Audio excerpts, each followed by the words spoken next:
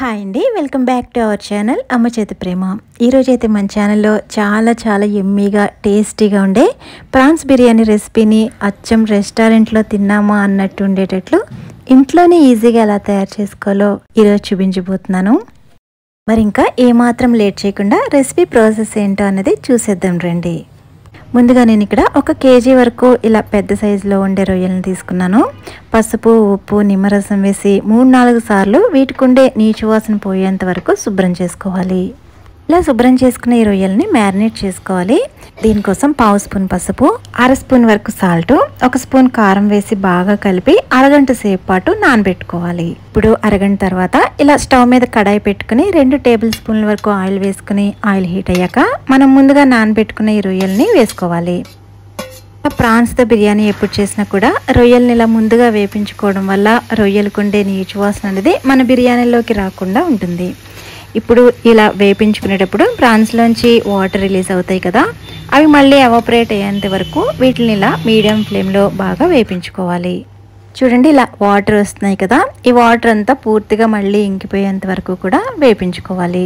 చూడండి, నేను ఇక్కడ పూర్తిగా వాటర్ ఇంకిపోయాక చూపిస్తున్నాను. ఈ విధంగా వేపించుకున్న ఈ రొయ్యల్ని రెడీగా పక్కన పెట్టి ఉంచుకోవాలి. ఇప్పుడు స్టవ్ మీద వేరొక మందపాటి ప్యాన్ పెట్టుకుని 4-5 టేబుల్ స్పూన్ల వరకు ఆయిల్ వేసుకోండి. ఆయిల్ కొంచెం హీట్ అయ్యాక 1 బిర్యానీ ఆకు, 1 స్టార్ ఫ్లవరు, 2 ఇంచుల చెక్క, 4 యాలకులు, 5 లవంగాలు, 1/2 స్పూన్ వరకు షాజీరా వేసుకుని 2 నిమిషాల పాటు ఈ మసాలాలని ఫ్రై చేసుకోవాలి. చూడండి, ఇలా మసాలాలు చక్కగా వేగిన తర్వాత 2 మీడియం సైజు ఉల్లిపాయలను ఇక్కడ చూపిస్తున్నట్టు సన్నగా పొడవుగా వచ్చేటట్లు కట్ చేసుకుని వేసుకోవాలి. అలాగే 2 పచ్చిమిర్చిని కూడా వేసుకోండి. ఇప్పుడు ఫ్లేమ్ని మీడియంలో ఉంచుకుని ఉల్లిపాయలు గోల్డెన్ బ్రౌన్ కలర్ వచ్చేంత వరకు కూడా వేపించుకోవాలి. చూడండి, ఇలా ఉల్లిపాయలు బాగా మంచి కలర్ మారిన తర్వాత ఇప్పుడు దీనిలోకి 2 టేబుల్ స్పూన్ల వరకు ఫ్రెష్గా దంచుకున్న అల్లం వెల్లుల్లి పేస్ట్ వేసుకోండి. ఎప్పుడు బిర్యానీ చేసినా కూడా అల్లం వెల్లుల్లి అనేది ఫ్రెష్గా దంచుకుని వేసుకోండి, అప్పుడే దాని ఫ్లేవర్ అనేది బాగుంటుంది. అల్లం వెల్లుల్లి కూడా పచ్చివాసన పోయాక ఇక్కడ చూపిస్తున్నట్టు 2 టమోటాలని ఈ విధంగా కట్ చేసుకుని వేసుకోండి. టమోటా వేసాక ఒకసారి అంతా బాగా కలుపుకుని మూత పెట్టి ఈ టమోటా సాఫ్ట్ అయ్యేంత వరకు ఉడికించుకోవాలి. చూడండి, టమోటా ఈ విధంగా బాగా సాఫ్ట్ అయిన తర్వాత ఇప్పుడు దీంట్లోకి రుచికి సరిపడా సాల్ట్ వేసుకోండి. అలాగే 1.5 టీ స్పూన్ వరకు కారం, 1/2 స్పూన్ జీలకర్ర పొడి, 1 స్పూన్ వరకు ధనియాల పొడి వేసుకోండి. అలాగే 1 స్పూన్ గరం మసాలా కూడా వేసుకుని ఈ మసాలాలన్నీ కూడా లో ఫ్లేమ్లో 2 నిమిషాల పాటు వేపించుకోండి. ఇలా మసాలాలు బాగా వేగిన తర్వాత మనం ముందుగా ఫ్రై చేసి ఉంచుకున్న రొయ్యలను ఇందులో వేసుకోవాలి.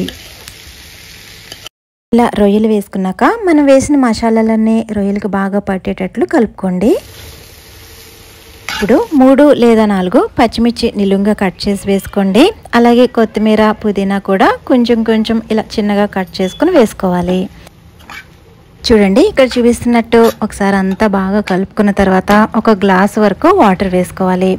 ఇలా వాటర్ వేసుకున్న తర్వాత ఆల్రెడీ మనం 50% వరకు రొయ్యల్ని ఉడికించుకున్నాము ముందుగానే, మిగతా 50% కూడా ఇప్పుడు ఉడికించుకోవాలి. ఇలా వాటర్ వేసి మూత పెట్టి మధ్యలో కలుపుకుంటూ రొయ్యలు పూర్తిగా ఉడికేంత వరకు కూడా లో ఫ్లేమ్లో ఉడికించుకోవాలి. చూడండి, ఇలా రొయ్యలు బాగా ఉడికి ఆయిల్ సెపరేట్ అయ్యేంత వరకు ఇలా ఉడికించుకున్న ఈ కూరని ఇప్పుడు మూత పెట్టి రెడీగా పక్కన పెట్టి ఉంచుకోవాలి. ఇప్పుడు బిర్యానీ రైస్ ఉడికించుకోవడం కోసం స్టవ్ మీద ఇలా పెద్ద గిన్నె పెట్టుకుని దీనిలోకి 3 లీటర్ల వరకు వాటర్ వేసుకోండి. అలాగే దీనిలోకి 2 టేబుల్ స్పూన్ల వరకు సాల్ట్ వేసుకుని 1 బిర్యానీ ఆకు, చెక్క, మరాఠీ మొగ్గ, లవంగాలు 4, అలాగే 2 యాలకులు, 1 స్టార్ పువ్వు, అలాగే కొంచెం జాపత్రి కూడా వేసుకోండి. అలాగే చిన్నగా కట్ చేసిన పుదీనా, కొత్తిమీర, 1/2 స్పూన్ మిరియాలు, 1/2 స్పూన్ వరకు షాజీరా వేసుకుని అలాగే 1 టేబుల్ స్పూన్ వరకు నెయ్యి వేసుకుని ఇదంతా కూడా బాగా కలిసేటట్టు కలుపుకోవాలి. ఈ నీళ్లు బాగా మరగాలండి. ఎప్పుడైతే ఈ నీళ్లు బాగా మరగడం స్టార్ట్ అవుతాయో ఇప్పుడు ముందుగా నానబెట్టుకున్న బాస్మతి రైస్ని వేసుకోవాలి. నేను ఇక్కడ 2 గ్లాసుల వరకు రైస్ని ముందుగానే నానబెట్టుకుని ఉంచుకున్నాను. ఇలా నానబెట్టుకుని రైస్ వేసుకుని ఒకసారి అంతా బాగా కలుపుకుని ఫ్లేమ్ అనేది మీడియంలో పెట్టుకుని ఈ రైస్ 80% వరకు ఉడికేంత వరకు ఇలా కంటిన్యూస్గా కలుపుతూ మధ్యలో చెక్ చేసుకుంటూ ఉండాలి. ఇలా 80% ఉడికించుకునే రైస్ మిగతా 20% కూడా దమ్ చేసినప్పుడు ఉడికించుకుందాం. చూడండి, రైస్ చక్కగా ఉడికింది. ఒకసారి ఒక మెతుకు పట్టుకుని ఇలా చూద్దాము. ఇలా మెతుకు కనుక ఇలా చక్కగా కట్ అయితే కనుక చూడండి, ఇలా కట్ అయితే కనుక ఇది 80% వరకు ఉడికినట్టు. ఇప్పుడు స్టవ్ ఆఫ్ చేసేసి ఈ గిన్నెని పక్కకు తీసేసుకుందాం. ఇప్పుడు మందపాటి వేరొక నాన్ స్టిక్ ప్యాన్ కానీ ఏదైనా గిన్నె కానీ తీసుకోండి. ఇప్పుడు కింద ఇక్కడ చూపిస్తున్నట్టు ఫస్ట్ లేయర్ కింద మనం ఇలా ఉడికించుకున్న ఈ రైస్ వేసుకోవాలి. దీనిపైన సెకండ్ లేయర్ కింద మనం ఆల్రెడీ పక్కన చేసి పెట్టుకున్న కూర ఉంది కదా, అది ఇలా ఒక లేయర్ కింద స్ప్రెడ్ చేసుకోవాలి. మళ్ళీ పైన రైస్ని థర్డ్ లేయర్ కింద వేసుకోండి. ఇది బాగా స్ప్రెడ్ చేసుకున్న తర్వాత దీనిపైన మళ్ళీ ఇలా కర్రీ స్ప్రెడ్ చేసుకోవాలి.